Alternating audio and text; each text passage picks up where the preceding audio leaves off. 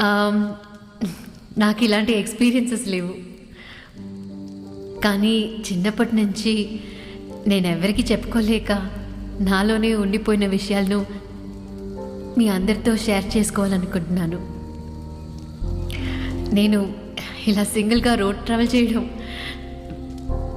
లైఫ్లో first time. దానికి కారణం మా నాన్నగారు. మా నాన్న రాయల్ ఎన్ఫీల్డ్ బైక్ మెకానిక్. నాన్నకి నా తర్వాత నా అంత ఇష్టమైనది ఏదైనా ఉందంటే అది రాయల్ ఎన్ఫీల్డ్ బైకే.